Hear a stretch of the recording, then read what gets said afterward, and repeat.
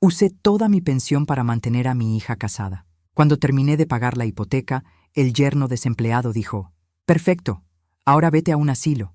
Mi hija se rió y dijo: «Solo generas gastos». Yo simplemente les entregué un sobre con la sorpresa: «Me alegra tenerte aquí. Sigue mi historia hasta el final y comenta desde qué ciudad me estás viendo. Así podré ver hasta dónde ha llegado mi historia». Tengo 66 años y pensé que este sería el día más feliz de mi vida. Había trabajado durante 40 años, ahorrado cada centavo de mi pensión, vendido la casa donde crié a mi hija mía, todo para llegar a este momento. Hoy, finalmente, había pagado la última cuota de la hipoteca de la casa de mi hija. Me temblaban las manos mientras sostenía el documento que certificaba que la propiedad estaba libre de deudas. $400,000. Ese era el total que había invertido en esta casa durante los últimos 5 años. Cada mes, religiosamente, transfería el dinero de mi pensión directamente al banco.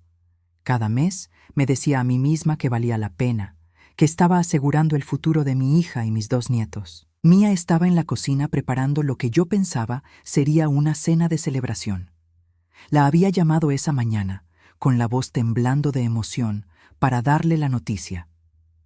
«Mía, cariño, tengo algo maravilloso que contarte. Ven a casa esta noche, trae a Daniel y a los niños». Su respuesta había sido tibia, como siempre últimamente. «Está bien, mamá, pero que sea temprano porque los niños tienen escuela mañana». Ahora estaba aquí, en la sala que había ayudado a amueblar, esperando que llegaran. Daniel, mi yerno, entró primero. A los 38 años, seguía teniendo esa actitud adolescente que tanto me molestaba. Cabello despeinado, camiseta arrugada, esa manera de caminar como si el mundo le debiera algo. No había trabajado en más de 2 años. Siempre tenía una excusa diferente: que el mercado estaba difícil, que los empleadores no valoraban su experiencia, que estaba esperando la oportunidad perfecta. «Hola, Rebeca», me saludó sin mirarme a los ojos, dirigiéndose directamente al refrigerador. Mía apareció detrás de él, secándose las manos en un trapo de cocina. Mi hija, que una vez fue mi orgullo y alegría, ahora parecía una extraña. A los 35 años, había desarrollado una dureza en la mirada que no recordaba de su juventud. Su cabello rubio estaba perfectamente peinado, sus uñas impecables, todo pagado con el dinero que yo le daba mensualmente para gastos del hogar. «¿Cuál es la gran noticia, mamá?», preguntó con un tono que sonaba más a impaciencia que a curiosidad. Respiré profundo y sonreí, tratando de ignorar la frialdad en su voz. «Tengo algo increíble que mostrarles». Saqué el documento de mi bolso, mis manos todavía temblando ligeramente. «La casa está pagada, completamente pagada. Ya no deben ni un centavo al banco». El silencio que siguió no era el que esperaba. En lugar de gritos de alegría, abrazos o palabras de agradecimiento, mis palabras flotaron en el aire como algo incómodo. Daniel fue el primero en hablar, y sus palabras me atravesaron como un cuchillo helado. «Perfecto. Ahora puedes irte a un asilo». Por un momento pensé que había escuchado mal. Mi cerebro se negaba a procesar esas palabras. Daniel estaba de pie junto al refrigerador, bebiendo leche directamente del cartón, como si acabara de comentar sobre el clima. «¿Qué dijiste?», susurré, sintiendo como el suelo se movía bajo mis pies. Fue entonces cuando Mía habló, y su risa fue lo que finalmente rompió mi corazón en 1000 pedazos. «Ay, mamá, no pongas esa cara. Daniel tiene razón. Ya cumpliste tu propósito aquí. La casa está pagada, los niños están grandes. Ahora solo das gastos». «Solo das gastos». Las palabras resonaron en mi cabeza como martillazos. Esta era mi hija, la niña a quien había cargado en brazos durante noches enteras cuando tenía fiebre, a quien había enseñado a caminar, a quien había apoyado en cada decisión de su vida, incluso cuando decidió casarse con Daniel en contra de mi mejor criterio. «Mía, yo», comencé, pero ella me interrumpió con un gesto de la mano. «Mira, mamá, no hagas esto más difícil de lo que tiene que ser. Hemos estado hablando Daniel y yo, y creemos que sería mejor para todos si buscaras tu propio lugar. Hay asilos muy bonitos, ya sabes, lugares donde puedes estar con gente de tu edad. Daniel dejó el cartón de leche en la encimera y se acercó, con esa sonrisa condescendiente que había perfeccionado a lo largo de los años. No es nada personal, Rebeca. Es solo que Mía y yo necesitamos nuestro espacio. Los niños están creciendo, necesitan su privacidad. ¿Y tú? Bueno, ya no eres exactamente útil aquí. Útil, como si yo fuera una herramienta que se había desgastado con el uso.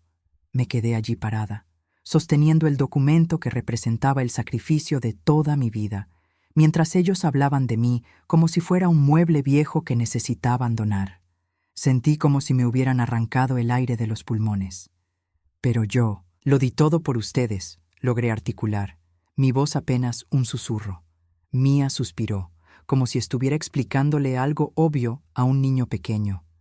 Y te lo agradecemos, mamá. De verdad. Pero eso no significa que tengamos que cuidarte para siempre. Eres una mujer adulta, puedes cuidarte sola. Las lágrimas comenzaron a quemarse detrás de mis ojos, pero me negué a dejarlas caer. No les daría esa satisfacción. En ese momento, algo dentro de mí se rompió, pero también algo más fuerte comenzó a nacer. Doblé el documento cuidadosamente y lo guardé de vuelta en mi bolso. Entiendo, dije con una calma que me sorprendió incluso a mí misma. Daniel y Mía intercambiaron una mirada de alivio, probablemente esperando un drama que no iba a darles. Me alegra que lo tomes tan bien, mamá, dijo Mía, su voz ahora con un toque de falsa dulzura. Podemos ayudarte a buscar un lugar bonito. Hay algunos asilos realmente buenos que... No será necesario, la interrumpí, dirigiéndome hacia la puerta. Pero antes de salir, me volví una última vez para mirar a esta hija que ya no reconocía, a este yerno que había mostrado su verdadera naturaleza y a esta casa que había costado mi futuro. Hay algunas cosas que necesito arreglar primero, dije, sintiendo una extraña calma apoderarse de mí. Pero no se preocupen, pronto todo estará resuelto. Salí de la casa sin mirar atrás, pero llevando conmigo una determinación que no había sentido en años. Esa noche no pude dormir. Me quedé sentada en el pequeño apartamento que había alquilado después de vender mi casa. Una habitación minúscula que costaba $800 al mes y que era todo lo que podía permitirme después de haber gastado mis ahorros en la hipoteca de Mía. Las paredes eran tan delgadas que podía escuchar a los vecinos discutir y la calefacción apenas funcionaba, pero era lo único que estaba a mi alcance. 5 años.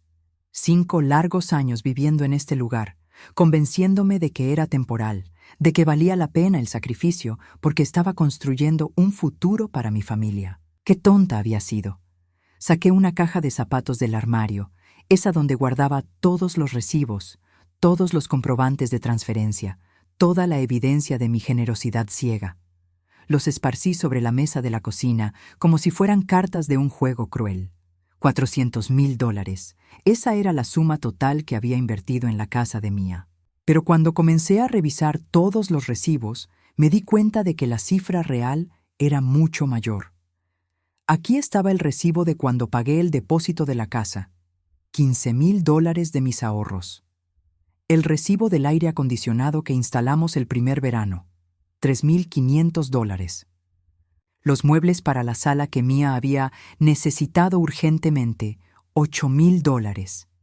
El auto nuevo para Daniel cuando el suyo se descompuso, $22,000. Pero no era solo el dinero, eran los años.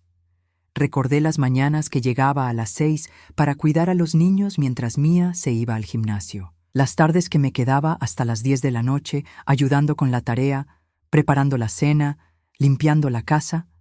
Los fines de semana que sacrifiqué mis propios planes para quedarme con los nietos mientras Mía y Daniel salían a reconectarse como pareja. Daniel, ese hombre que no había trabajado consistentemente en los últimos 2 años. Recordé todas las conversaciones donde Mía me explicaba por qué él no podía aceptar ciertos trabajos. El sueldo está por debajo de sus expectativas, mamá. Daniel tiene experiencia, no puede rebajarse a aceptar cualquier cosa. Es un trabajo temporal, mamá. Daniel está esperando algo mejor, algo que realmente valore sus habilidades. No puede trabajar los fines de semana, mamá. Necesita tiempo para estar con su familia. Mientras tanto, yo trabajé hasta los 61 años, 5 años más de lo planeado, para poder seguir sosteniéndolos. Pospuse mi jubilación, negué mis propios sueños de viajar, de tener una casa bonita en mi vejez, de disfrutar los años dorados que había ganado después de 4 décadas de trabajo. Toqué mi teléfono y revisé los mensajes que había intercambiado con Mía durante los últimos meses. Releí cada conversación con nuevos ojos, buscando señales que había ignorado por amor ciego. «Mamá, ¿puedes venir a cuidar a los niños el sábado? Daniel y yo necesitamos salir». «Mamá», se descompuso el lavaplatos. «¿Puedes ayudarnos con uno nuevo?» «Mamá, los niños necesitan ropa para el colegio. Ya sabes cómo está la situación con Daniel sin trabajo». Ni una sola vez en esos mensajes había una pregunta sobre cómo estaba yo. Ni una sola vez me preguntó si tenía planes, si estaba cansada, si necesitaba algo. Yo era simplemente una fuente de recursos, una solución a sus problemas. El dolor en mi pecho se intensificó cuando recordé la última Navidad. Había gastado $700 en regalos para todos, dinero que apenas podía permitirme. Mía me regaló una bufanda de $5 que claramente había comprado en el último minuto. Daniel ni siquiera se molestó en darme nada. «Los regalos no son importantes a nuestra edad, ¿verdad, mamá?», había dicho Mía con esa sonrisa que ahora reconocía como falsa.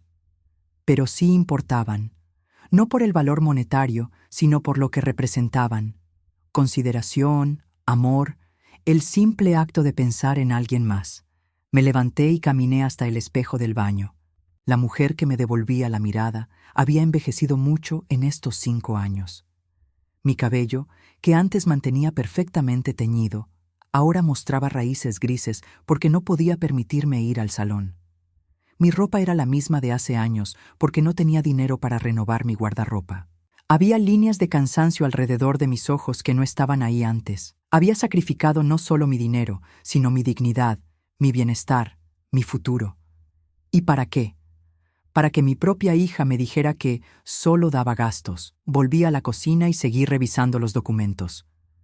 Fue entonces cuando encontré algo que había olvidado por completo: las escrituras de mi casa anterior. La casa donde crié a Mía, donde ella dio sus primeros pasos, donde celebramos sus cumpleaños, donde lloré cuando su padre murió. Vendí esa casa por $250,000. Una casa que valía mucho más, pero la vendí rápido porque Mía me presionó, diciendo que necesitaba el dinero para el depósito de su casa urgentemente. «Si no actuamos ahora, mamá, perderemos esta oportunidad. Es la casa perfecta para criar a tus nietos». «¿Tus nietos?», como si esa fuera mi única función en la vida. Pero había algo más en esas escrituras que me llamó la atención. Un detalle legal que no había notado en su momento. Como yo había financiado la mayor parte de la hipoteca y como técnicamente había varios pagos que venían directamente de mi cuenta, existía la posibilidad de que tuviera ciertos derechos sobre la propiedad. Sentí un destello de algo que no había experimentado en años: esperanza. No la esperanza ciega de que mi familia me valorara, sino la esperanza de que tal vez, solo tal vez, no estaba tan indefensa como pensaba. Tomé mi teléfono y busqué en Internet derechos de propiedad cuando se financia hipoteca ajena. Los resultados fueron reveladores. Había casos donde personas que habían contribuido significativamente al pago de una propiedad tenían derechos legales sobre la misma, especialmente si podían probar que la contribución se hizo con la expectativa de beneficio o residencia. Era tarde, pero no importaba. Por primera vez en años, tenía un propósito que no involucraba sacrificarme por otros. Mañana haría algunas llamadas. Mañana comenzaría a explorar mis opciones. Porque si Mía y Daniel pensaban que podían usar mi amor contra mí, desecharme cuando ya no fuera útil, y quedarse con todo lo que había construido para ellos, se equivocaban profundamente. Había sido una madre tonta, una suegra ingenua, una abuela explotada, pero no era una víctima indefensa, y era hora de que lo descubrieran. A las 8 de la mañana siguiente estaba sentada en la sala de espera del bufete de abogados Morrison & Associates. Había encontrado su número en Internet después de leer varios artículos sobre derechos de propiedad. No era un bufete lujoso, pero las reseñas eran buenas y, más importante, ofrecían consultas gratuitas para personas de la tercera edad. La secretaria, una mujer joven con una sonrisa genuina, me ofreció café mientras esperaba. Era la primera vez en semanas que alguien me trataba con consideración básica y casi me hizo llorar. Señora Morales, el abogado Richardson la verá ahora, anunció después de 20 minutos. El abogado Richardson era un hombre de unos 50 años, con cabello canoso y una expresión seria pero amable. Su oficina estaba llena de libros legales y tenía esa sensación de competencia tranquila que me tranquilizó inmediatamente. Señora Morales, entiendo que tiene preguntas sobre derechos de propiedad. Cuénteme su situación. Durante la siguiente hora, le conté todo. Cada detalle, cada pago, cada sacrificio. Puse todos mis recibos y documentos sobre su escritorio como evidencia de mi historia. Richardson escuchó sin interrumpir, tomando notas ocasionales. Cuando terminé, él se recostó en su silla y me miró con una expresión que no pude descifrar. Señora Morales, ¿su hija sabe que usted está aquí? No, y prefiero que siga siendo así por ahora. Él asintió. Entiendo. Bien, déjeme ser directo con usted. Basándome en lo que me ha contado y en estos documentos, usted tiene un caso muy sólido. Mi corazón se aceleró. ¿Qué significa eso exactamente? Significa que, legalmente, usted tiene derechos sobre esa propiedad. Ha contribuido con más del 80% del valor total de la casa. Más importante aún, tiene pruebas documentadas de cada pago. En el estado de California, esto se llama contribución sustancial con expectativa de beneficio. Richardson se inclinó hacia adelante, su expresión volviéndose más seria. Sin embargo, debo advertirle que este tipo de casos pueden volverse muy complicados cuando involucran familia. ¿Está segura de que quiere proceder? Pensé en las palabras de Daniel. Ahora puedes irte a un asilo. Pensé en la risa cruel de Mía. Solo das gastos. Pensé en todos los años que había invertido, todo el amor que había dado, toda la dignidad que había sacrificado. Completamente segura. Muy bien. Entonces, esto es lo que podemos hacer. Primero, vamos a presentar una demanda por derechos de propiedad. Dado el monto de su contribución y las circunstancias, podríamos argumentar que usted tiene derecho a un porcentaje significativo de la propiedad, posiblemente hasta el 50%. 50%. La mitad de la casa que había pagado casi completamente. Segundo, continuó Richardson, podemos argumentar que su residencia actual fue parte del acuerdo implícito cuando usted financió la propiedad. En otras palabras, que usted tenía la expectativa razonable de poder vivir allí. ¿Y si ellos se niegan? Richardson sonrió por primera vez desde que había comenzado nuestra conversación. Entonces podemos forzar la venta de la propiedad y dividir las ganancias según los porcentajes de propiedad. O, alternativamente, podemos exigir que le paguen su porción en efectivo. La ironía era deliciosa. Mía y Daniel, que no tenían un peso ahorrado, tendrían que encontrar $200,000 para comprar mi parte de la casa o venderla completamente. ¿Cuánto tiempo tomaría este proceso? Con la evidencia que tiene, y considerando que es un caso bastante claro, probablemente entre 3 y 6 meses. Podemos acelerar el proceso si es necesario. Firmé los papeles esa misma tarde. Richardson me explicó que mantendríamos todo en absoluto silencio hasta que tuviéramos todos los documentos legales preparados. Mientras tanto, yo debía actuar con normalidad.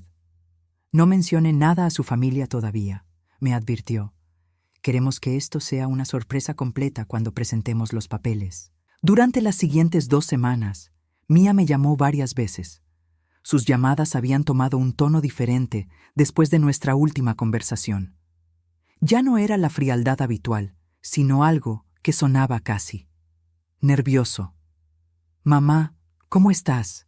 No hemos sabido nada de ti desde la última vez. Estoy bien, Mía, solo arreglando algunas cosas. ¿Qué tipo de cosas? Podía escuchar la ansiedad en su voz, Probablemente se había dado cuenta de que había sido demasiado cruel, demasiado directa. Tal vez Daniel le había dicho que habían ido demasiado lejos. Solo cosas personales, cariño. Nada de qué preocuparse. Mamá, tal vez fuimos un poco duros la otra noche. Daniel estaba estresado por lo del trabajo. Ya sabes cómo se pone. Qué conveniente. Ahora Daniel estaba estresado. No había mencionado estar estresado cuando me dijo que me fuera a un asilo. No te preocupes, Mía, lo entiendo perfectamente. ¿Sí? Quiero decir, ¿no estás molesta? Para nada. De hecho, tengo algunas cosas que quiero discutir contigo y con Daniel. ¿Qué tal si voy el domingo para la cena? El alivio en su voz era palpable. Perfecto. Haré tu pollo favorito. Mi pollo favorito. Como si eso pudiera borrar años de explotación y una noche de crueldad. El viernes, Richardson me llamó. Señora Morales, tengo noticias excelentes. Hemos encontrado algo más en los registros públicos que fortalece significativamente su caso. ¿Qué encontraron? Resulta que cuando se registró la escritura original de la casa, su nombre aparece listado como contribuyente financiero en uno de los documentos secundarios. Es probable que el agente de bienes raíces lo haya incluido como formalidad, pero legalmente, esto nos da una base aún más sólida. Mi nombre estaba en los papeles. Todo este tiempo, mi nombre había estado en los documentos de la casa, y ni Mía ni Daniel lo sabían. ¿Qué significa esto prácticamente? Significa que no solo tiene derechos por contribución financiera, sino que tiene reconocimiento legal documentado como copropietaria desde el principio. Señora Morales, usted no solo tiene derecho al 50% de esa casa. Podríamos argumentar que tiene derecho al 70% o más. 70%. Después de todos sus cálculos sobre cuánto valía yo, resultaba que era yo quien tenía el control. Hay algo más, continuó Richardson. Dado que su nombre está en los documentos originales, podríamos clasificar su expulsión de la propiedad como desalojo ilegal. Esto podría resultar en daños adicionales. Colgué el teléfono sintiendo algo que no había experimentado en años. Poder. No el poder de dar dinero, o de sacrificarme, o de ser útil. El poder real, el poder de las consecuencias. El domingo por la mañana me vestí cuidadosamente, no la ropa desgastada que había estado usando últimamente, sino mi mejor blusa y mis perlas. Me arreglé el cabello y me maquillé ligeramente.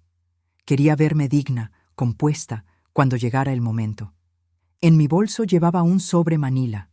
Dentro estaban todos los documentos legales que Richardson había preparado, listos para ser entregados. Mientras manejaba hacia la casa que había pagado, hacia la familia que me había desechado, sentí una calma extraña apoderarse de mí. No era venganza lo que sentía, era justicia. Finalmente, después de años de dar sin recibir, de amar sin ser valorada, de sacrificarme sin ser apreciada, las cosas iban a ser diferentes. Mía y Daniel no tenían idea de lo que les esperaba, pero muy pronto lo descubrirían. Llegué a la casa a las 5 en punto, tal como habíamos acordado.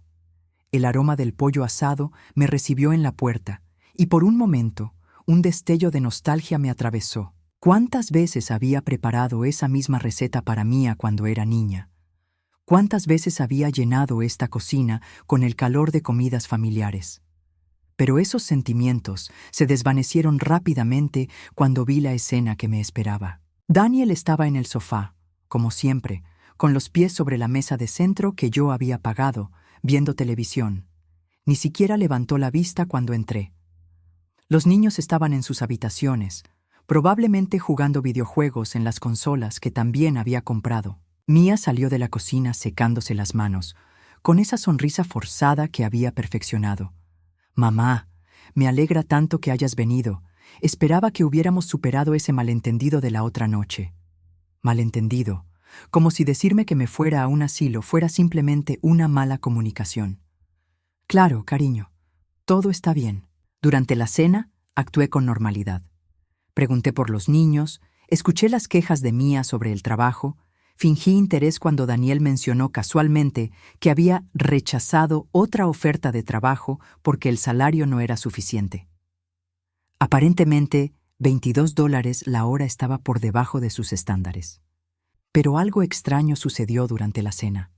Mía seguía mirando su teléfono y cada vez que lo hacía se veía más ansiosa.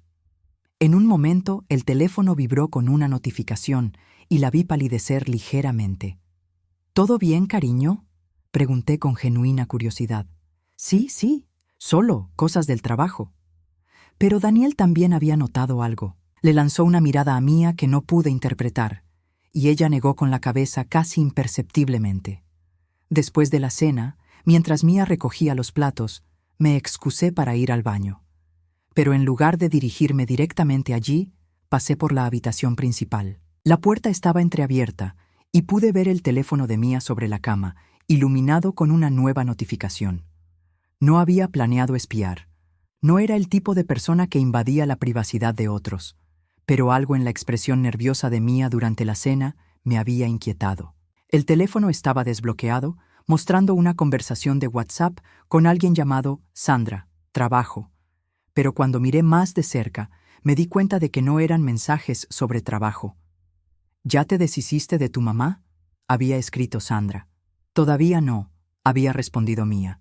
Está siendo más difícil de lo que pensé. Se puso toda dramática cuando le dijimos. Mi corazón comenzó a acelerarse, pero seguí leyendo. Ja, te dije que iba a ser así. Las viejas siempre se ponen sentimentales. ¿Pero ya está la casa a tu nombre? Sí, desde el año pasado. Daniel habló con un abogado y nos aseguramos de que todo estuviera legal. Mi mamá no tiene ningún derecho sobre la casa, aunque haya pagado por ella. Somos muy inteligentes, ¿verdad? Sentí como si me hubieran golpeado en el estómago. Había conversaciones anteriores, días y semanas de mensajes que revelaban una planificación cuidadosa, una traición sistemática que iba mucho más allá de lo que había imaginado. Scrolleé hacia arriba, mis manos temblando mientras leía. Daniel investigó y dice que como la casa está escriturada solo a nuestro nombre, no importa quién la haya pagado. Mi mamá fue tan ingenua que nunca pidió que la pusieran como copropietaria. Perfecta. ¿Y cuándo la van a echar? Pronto. Daniel ya encontró algunos asilos baratos. Hay uno que cuesta solo $800 al mes. Con la pensión de mi mamá, puede pagarlo perfectamente. ¿Y si se niega? ¿Qué puede hacer? No tiene casa propia. No tiene dinero ahorrado porque se lo gastó todo en nosotros. Literalmente no tiene opción. Había más mensajes, pero mis ojos se llenaron de lágrimas y no podía seguir leyendo. Guardé el teléfono exactamente como lo había encontrado y me dirigí al baño con las piernas temblorosas. Me senté en el borde de la bañera, tratando de procesar lo que acababa de leer. No solo habían planeado echarme, habían investigado cómo hacerlo de manera que yo no tuviera recursos legales. Habían elegido específicamente asilos baratos. Habían calculado exactamente cuánto de mi pensión necesitarían para mantenerme fuera de su vida. Pero lo que más me dolía era la frialdad, la crueldad casual en sus mensajes. No había ni un ápice de culpa, ni una pizca de amor o gratitud. Era como leer sobre cómo deshacerse de una mascota no deseada. Respiré profundo, me lavé la cara con agua fría y regresé a la sala con una sonrisa que esperaba que pareciera natural. ¿Te sientes bien, mamá?, preguntó Mía. Te ves un poco pálida. Estoy perfecta, cariño, solo pensando en algunas cosas. Daniel levantó la vista de la televisión por primera vez en toda la noche. Esperamos que hayas estado pensando en lo que hablamos la otra noche. Ya sabes, sobre buscar tu propio lugar. La audacia de este hombre me dejó sin palabras. Ahí estaba, presionándome nuevamente, probablemente ansioso por ejecutar su plan perfectamente calculado. De hecho, sí he estado pensando mucho en eso, respondí con calma. Y tienes razón, Daniel. Es hora de que tome algunas decisiones importantes sobre mi futuro. Mía y Daniel intercambiaron una mirada de alivio. Probablemente pensaron que me había resignado a su plan. Me alegra escuchar eso, mamá, dijo Mía. Queremos lo mejor para ti, de verdad. Lo mejor para mí. Después de leer esos mensajes, esas palabras sonaban como una bofetada. Lo sé, cariño, y aprecio que hayan pensado tanto en mi bienestar. La ironía en mi voz pasó completamente desapercibida. Entonces, ¿cuándo crees que podrías empezar a buscar un lugar? Preguntó Daniel, sin poder ocultar su impaciencia. Oh, no te preocupes por eso, Daniel. Ya he hecho todos los arreglos necesarios. ¿En serio? Mía se veía sorprendida. ¿Tan rápido? Cuando una tiene 66 años, aprende a ser eficiente. Me levanté del sofá y tomé mi bolso. De hecho, hay algunas cosas que necesito darles antes de irme. Saqué el sobre manila de mi bolso, y no me siento el mismo sobre que había estado cargando durante días, esperando el momento perfecto. Pero ahora, después de lo que había leído, sabía que este era exactamente el momento correcto. ¿Qué es eso?, preguntó Daniel, frunciendo el ceño. Solo algunos papeles que necesitan ver. Documentos importantes sobre mi futuro, tal como lo pidieron. Le entregué el sobre a Mía, notando cómo sus manos temblaron ligeramente al tomarlo. ¿Quieres que los abramos ahora?, preguntó. Por favor, creo que van a encontrar el contenido muy esclarecedor. Mía abrió el sobre y sacó los documentos. Vi cómo sus ojos se movían de izquierda a derecha, leyendo las primeras líneas. Luego se detuvo, parpadeó y volvió a leer. ¿Qué dice?, preguntó Daniel, acercándose para mirar por encima del hombro de Mía. La expresión en el rostro de Mía cambió lentamente de confusión a shock, y luego a algo que solo podía describir como terror puro. «Mamá», susurró, su voz apenas audible. «¿Qué es esto?». Sonreí, sintiendo una calma extraña apoderarse de mí. «Es mi futuro, Mía. Exactamente como ustedes me sugirieron que lo planificara». Nunca olvidaré la expresión en el rostro de Mía mientras leía esos documentos. Vi cómo su cara pasó del shock inicial a una comprensión creciente de lo que significaban esas páginas. Sus manos comenzaron a temblar visiblemente y el papel crujía entre sus dedos. «Mamá, esto dice que tú», su voz se quebró, «que tú tienes derechos sobre esta casa». Daniel le arrebató los papeles de las manos, sus ojos moviéndose frenéticamente por las páginas. «Esto es ridículo. Es nuestra casa. Está escriturada a nuestro nombre. Sigan leyendo», dije con calma, sentándome nuevamente en el sofá. Especialmente la página 3. Esa parte es muy interesante. Pude ver el momento exacto en que Daniel encontró la información sobre mi nombre en los documentos originales como contribuyente financiero. Su rostro se puso rojo y por primera vez desde que lo conocía, se veía genuinamente asustado. «Esto no puede ser legal», murmuró, pero su voz ya no tenía esa confianza arrogante de siempre. «Oh, pero lo es», respondí. «Resulta que cuando uno paga $400,000 por una casa y cuando el nombre de uno aparece en los documentos legales, uno tiene ciertos derechos. Derechos que aparentemente ustedes no conocían cuando consultaron con su abogado». Mía se dejó caer en una silla, los documentos cayendo de sus manos al suelo. «No entiendo». «Nosotros investigamos. Daniel dijo que no tenías ningún derecho porque la casa estaba a nuestro nombre». «El abogado de Daniel aparentemente no hizo una investigación muy completa», dije, disfrutando cada palabra. «Mi abogado, sin embargo, sí lo hizo. Y encontró cosas muy interesantes». Daniel comenzó a recoger los papeles del suelo, leyendo desesperadamente como si pudiera encontrar algún error, alguna escapatoria. «Esto dice que tienes derecho al 70% de la propiedad», leyó en voz alta, su voz llena de incredulidad. «Eso no puede ser cierto. Completamente cierto. Resulta que cuando uno contribuye con más del 80% del valor de una propiedad, y cuando uno está documentado como contribuyente financiero desde el principio, uno tiene derechos muy sustanciales». Mía levantó la vista, y por primera vez pude ver lágrimas en sus ojos. Pero no eran lágrimas de arrepentimiento o culpa, eran lágrimas de pánico. «Mamá, no puedes hacer esto. Esta es nuestra casa. Los niños viven aquí. Es su hogar». «¿Su hogar?», repetí, sintiendo cómo la rabia que había estado conteniendo finalmente comenzaba a salir a la superficie. «¿Te refieres al hogar del que querían echarme? ¿El hogar donde Daniel me dijo que me fuera a un asilo? ¿El hogar donde tú me dijiste que solo daba gastos?» Nosotros no hablábamos en serio», tartamudeó Mía. Estábamos molestos, dijimos cosas que no queríamos decir. Me levanté lentamente, sintiendo una calma fría apoderarse de mí. ¿No hablaban en serio? Porque tengo entendido que sí hablaban muy en serio. De hecho, tengo entendido que lo tenían todo planeado desde hace mucho tiempo. Mía palideció. ¿Qué quieres decir? Quiero decir que sé sobre tus conversaciones con Sandra. Sé sobre el asilo de $800 que encontraron. Sé que investigaron específicamente cómo deshacerse de mí sin darme ningún derecho legal. El silencio que siguió fue ensordecedor. Mía se veía como si fuera a vomitar, y Daniel había dejado de pretender que podía encontrar alguna salida legal en esos documentos. Tú leíste mis mensajes, susurró Mía.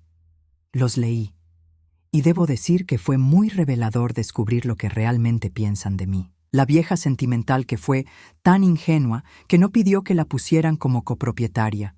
Daniel finalmente encontró su voz, aunque sonaba estrangulada. Eso fue una violación de privacidad. Me eché a reír. No pude evitarlo. La hipocresía era tan absoluta que era casi cómica. ¿Una violación de privacidad? ¿Esto viene del hombre que investigó cómo echarme de la casa que yo pagué? ¿Del hombre que calculó exactamente cuánto de mi pensión necesitaría para sobrevivir en el asilo más barato que pudo encontrar? Mamá, por favor, suplicó Mía, levantándose de la silla. Podemos resolver esto. No tienes que hacer esto. ¿Resolver qué, exactamente? ¿El hecho de que me traicionaron? ¿El hecho de que se aprovecharon de mí durante años? ¿El hecho de que planearon deshacerse de mí en el momento en que ya no fuera útil? No fue así, gritó Mía, pero su voz se quebró al final. ¿No fue así? Entonces, explícame los mensajes donde te reías de lo dramática que me puse cuando me dijeron que me fuera. Explícame por qué ya tenían seleccionado un asilo antes de siquiera hablar conmigo. Mía comenzó a llorar en serio ahora, pero no sentí ni una pizca de compasión. Había agotado toda mi compasión con años de sacrificio no correspondido. ¿Qué quieres de nosotros?, preguntó Daniel, su voz ahora suplicante. ¿Dinero? No tenemos dinero. ¿Una disculpa? Lo sentimos. ¿Está bien? Lo sentimos mucho. ¿Qué quiero? Me acerqué a él, mirándolo directamente a los ojos. Quiero justicia, Daniel. Quiero que enfrenten las consecuencias de sus acciones. Tomé los documentos de sus manos y los ordené cuidadosamente. Según estos papeles, tengo 70% de los derechos sobre esta propiedad. Eso significa que puedo hacer una de dos cosas.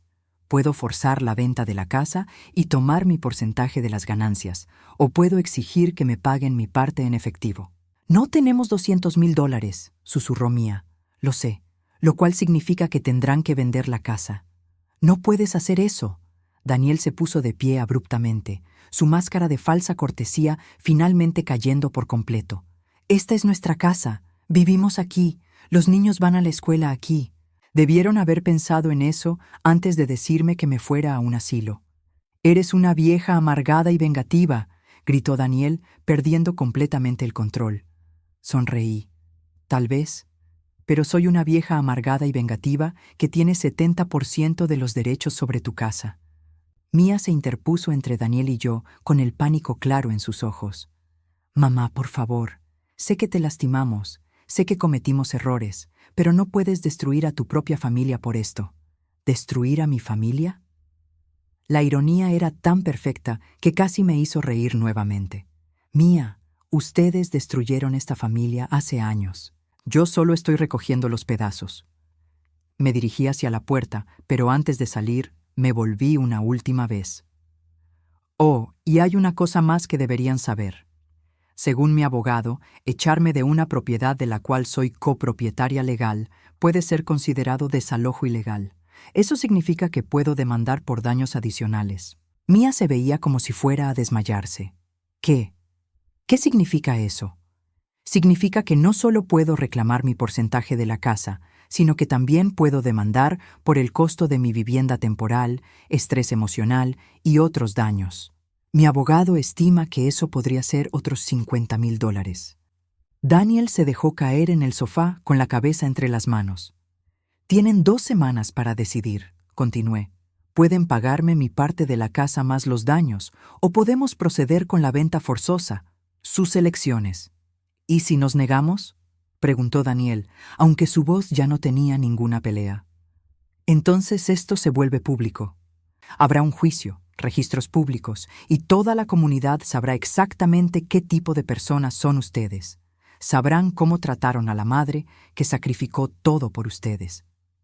Salí de la casa sin mirar atrás, pero esta vez no sentí dolor. Sentí algo que no había experimentado en años: poder. El poder que viene de defenderse a uno mismo, el poder de las consecuencias, el poder de finalmente decir «basta». Mientras manejaba de regreso a mi pequeño apartamento, no pude evitar sonreír. Mía y Daniel habían aprendido una lección valiosa esa noche: que subestimar a una madre puede ser el error más costoso que se puede cometer. 3 meses después, estaba sentada en la terraza de mi nuevo apartamento, un hermoso espacio de 2 habitaciones en un complejo para personas mayores llamado Sunset Gardens. No era un asilo, como Mía y Daniel habían planeado para mí. Era una comunidad próspera donde la gente vivía de forma independiente, con servicios opcionales cuando los necesitaran. El cheque había llegado la semana anterior, $245,000. Mía y Daniel habían decidido vender la casa en lugar de intentar conseguir un préstamo para pagarme. No que hubieran podido calificar para un préstamo de ese tamaño de todas formas, considerando que Daniel seguía sin trabajo estable.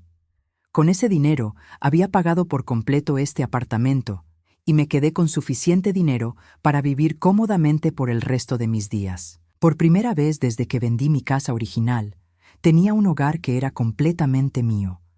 El apartamento era perfecto. Tenía una cocina moderna, una sala amplia con ventanales que daban al jardín comunitario y una habitación extra que había convertido en un estudio de arte. Después de años de negármelo por falta de dinero, finalmente había podido inscribirme en clases de pintura.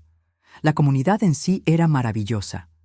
Había conocido a varias mujeres de mi edad que se habían convertido en amigas verdaderas. Eleanor, de 70 años, había sido profesora de literatura durante 40 años y organizaba un club de lectura semanal. Carmen, de 68, había sido cocinera profesional y ahora dirigía clases de cocina internacional en el centro comunitario. Por primera vez en años, me sentía valorada, respetada, querida por quien era, no por lo que podía dar. Mi teléfono sonó, interrumpiendo mis pensamientos. Era un número que conocía demasiado bien. Mía. Durante las primeras semanas después de que vendieran la casa, me había llamado constantemente. Al principio, las llamadas eran furiosas, llenas de acusaciones y reproches. Luego se volvieron suplicantes, tratando de apelar a mi sentido de culpa familiar. Últimamente, habían cesado casi por completo. Pero hoy decidí contestar. «Hola, Mía». «Mamá». Su voz sonaba cansada, derrotada. «¿Cómo estás?» «Estoy muy bien, gracias. ¿Y ustedes? ¿Cómo va la búsqueda de casa nueva?» Hubo una pausa larga. «Encontramos un apartamento. Es más pequeño que la casa, pero está bien». No mencionó que estaba en un barrio mucho menos deseable, o que Daniel finalmente había tenido que aceptar un trabajo en un almacén porque ya no podían permitirse ser exigentes. Yo sabía esto porque Carmen, que conocía a todo el mundo en el pueblo, me había contado. «Me alegra saber que encontraron algo». «Mamá, yo quería disculparme. Sé que fuimos crueles contigo. Sé que cometimos errores». «Sí, los cometieron». «¿Hay alguna manera de que podamos arreglar esto?» «Los niños preguntan por ti. Extrañan a su abuela». Sentí una punzada en el corazón al escuchar sobre mis nietos. Ellos habían sido víctimas inocentes en todo esto. Pero también sabía que Mía estaba usando mi amor por ellos como arma, tal como había hecho durante años. ¿Los niños realmente preguntan por mí, Mía? ¿O me estás usando a ellos para intentar manipularme nuevamente? Otra pausa larga. Ellos sí preguntan. Pero también necesitamos ayuda, mamá. El apartamento es caro y con el sueldo de Daniel. Ahí estaba, la verdadera razón de la llamada. No era arrepentimiento o amor familiar, era necesidad financiera. Mía, ¿Realmente crees que después de todo lo que pasó, después de todo lo que me hicieron, voy a volver a ser su banco personal? No es eso. Es solo que somos familia, mamá. La familia se ayuda. Tienes razón, la familia se ayuda.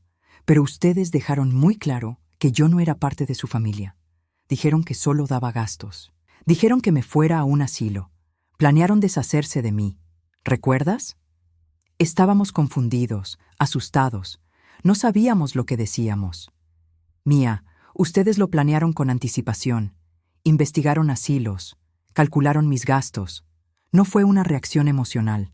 Fue una decisión fría y calculada. Escuché sollozos del otro lado de la línea.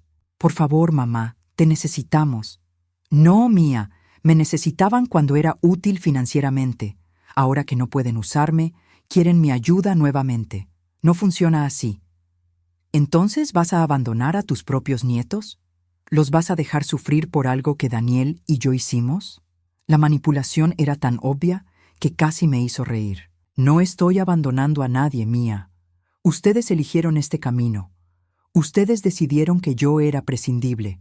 Ahora tienen que vivir con las consecuencias. Esto no es lo que papá hubiera querido, dijo Mía, jugando su última carta. Mi esposo había muerto hace 12 años, pero Mía siempre recurría a su memoria cuando quería manipularme. Esta vez, sin embargo, no funcionó. Tu padre me enseñó a ser fuerte, Mía. Me enseñó a valorarme a mí misma, y él jamás hubiera tolerado la manera en que ustedes me trataron. Mamá, por favor. Mía, quiero que escuches muy cuidadosamente lo que voy a decirte. Ustedes tomaron su decisión cuando decidieron que yo era un estorbo. Yo tomé la mía cuando decidí valorarme lo suficiente como para no permitir que me trataran así. ¿Entonces eso es todo? ¿Ya no somos familia? Respiré profundo, mirando hacia el jardín donde Carmen estaba regando sus flores, donde Eleanor estaba leyendo bajo un árbol, donde había encontrado una familia elegida que me valoraba. Mía, ustedes dejaron de ser mi familia el día que decidieron que mi amor era menos importante que su conveniencia. Yo he encontrado una nueva familia aquí, gente que me aprecia por quien soy, no por lo que puedo darles. Mamá, te deseo lo mejor, Mía. Espero que aprendas a valorar lo que tienes antes de que sea demasiado tarde. Pero yo he seguido adelante. Colgué el teléfono y lo puse en silencio. Sabía que probablemente intentaría llamar de nuevo, pero ya no me importaba. Esa noche cenamos en el comedor comunitario. Eleanor había cocinado su famoso salmón a la parrilla y Carmen había preparado su arroz español. Después de la cena, jugamos cartas y nos reímos hasta que nos dolieron los costados. Mientras me preparaba para dormir esa noche, me miré en el espejo. La mujer que me devolvía la mirada se veía diferente a la que había sido hace 3 meses. Ya no había esa mirada de desesperación tranquila, esa resignación derrotada. En su lugar, había dignidad, fortaleza, paz. Había pasado 66 años aprendiendo que el amor no debería doler, que la familia no debería ser una transacción, que el respeto no se debería mendigar. Algunas personas podrían decir que fui demasiado dura, que debería haber perdonado a mi hija, pero yo había aprendido que perdonar no significa permitir que te sigan lastimando. Perdonar no significa regresar a una relación tóxica. Había perdonado a Mía en mi corazón, pero eso no significaba que tenía que volver a ponerme en una posición donde pudiera lastimarme nuevamente. Al día siguiente, tenía planes. Eleanor y yo íbamos a visitar el nuevo museo de arte que había abierto en el centro. Carmen me había invitado a ayudarla en su clase de cocina italiana. Por la noche, el centro comunitario organizaba una noche de baile con música de los años 60. Por primera vez en años, mi agenda estaba llena de actividades que me emocionaban, con gente que me valoraba, en un lugar donde pertenecía. Mía y Daniel habían pensado que podían deshacerse de mí como si fuera basura. En su lugar, me habían liberado para encontrar la vida que merecía, y esa vida era hermosa.